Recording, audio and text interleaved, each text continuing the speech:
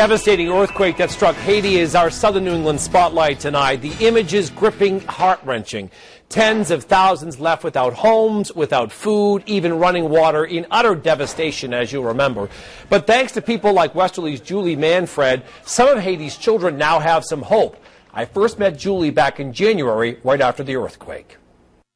The majority of the bins is formula. We have milk formula, soy formula, and specialty formula for the babies that have sensitive digestive systems. And all these bins crowd Julie Manfred's Westerly home. Diapers, formula, even crutches. It literally fills up your living room and half of your kitchen. Where did all this come from? It came from the generous response of people around town. Donations begin to pour in after her plight was featured in the Westerly Sun. This mother of 8 is headed for Haiti and bringing as many supplies as she can. Yes, I said mother of 8. 2 biological children, 2 adopted locally, and she's in the process of adopting these 4 children from Haiti, where she first visited in 2007. I saw people starving on the side of the road. I saw women as old as my grandmother begging on the side of the road. Since then, she visits every 4 months and brings supplies for the orphanage the children are at. His Home for Children is what it's called, where everyone survived the quake but are left with little. I want to get down there, I want to hug my kids, and I want to get these supplies to the people that need them.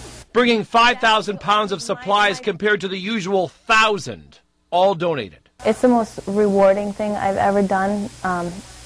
I started by just giving a little bit, and the more that I've been able to give, the more I've been rewarded. So it's just something that it's become a part of my life. A dangerous delivery she feels compelled to make. I just feel like this is what God meant for me to do. And we're happy to report that Julie's headed back to Haiti to bring more children the needs that they have to have met. She's live in the newsroom now. Julie Manfred, you, since that report, have actually adopted those 4 children. Hi, Jen. Yes, I have. I brought them home in January after the earthquake. We actually have some photos of those kids that I wanted to show people because I want to let people know that we didn't forget about the earthquake. There they are. There's 3 of them right now. And this is a recent photo, right? Yep, that was this summer before the cold weather hit. Okay, if you look to the right of your screen, there's one of the children that you brought home. But there's another picture coming up that shows what she looked like right after you met her in Haiti. Right. So we're going to wait for that. But as we wait for that, talk a little bit about how they've adjusted. They've adjusted amazingly well. They're thriving. They're doing well in school. Their English it's almost as if they've been here since they were born. Every now and then there's a little hiccup, but for the most part it's been an amazing experience. That must be such a culture shock for them to come to an area where they were in such devastation and all of a sudden there's kind of a routine, there's a home, there's a school system to learn. Yeah, the first time they had a bath with warm water, you should see the look that was on their face. They'd never had warm water before.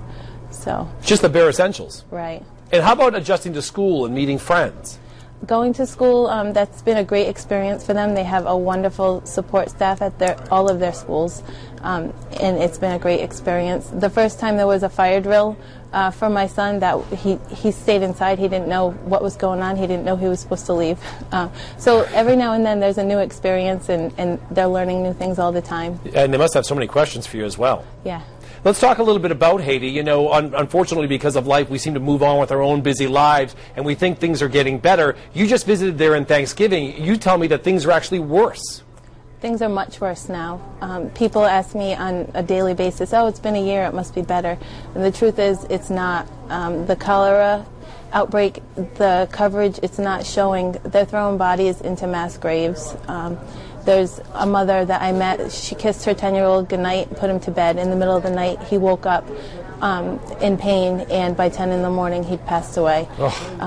And they're just bagging the bodies and throwing them into mass graves. That is awful. We have about 20 seconds left, Julie, and I want to get to the fact that you actually want to head there on New Year's Eve weekend, possibly. You need to raise some funds. I do. I would like to bring as much formula as possible, and I would just like to ask everyone out there if you could just maybe buy one less stocking stuffer and give a few dollars to help the babies with the formula. It would mean so much, and it wouldn't just change their lives. It would literally save lives. Okay, and I want to make sure that if they want to do that, they can find you on Facebook, right? It's Julie, and it's Manfred. Right. Right, and you also have a website, too. Is that correct? Right. Why don't you let us know what that is? It's www.handsforgod.org/milkmoney.aspn. How much do you have to raise? A typical formula delivery is between $2,500 and $3,000. And you bring all that, and how long will that last them? That will last about 2 to 3 months. Okay, we didn't get to the photo of your daughter that we had right after she was born, right after you picked her up in Haiti, but I can only tell you, the viewers, that she was very thin and frail, and to see that photo we just showed a little while ago just looked fantastic. It looks like she's doing well. Julie, thanks for your time. We certainly appreciate it. Thank you so much. We wish you the best.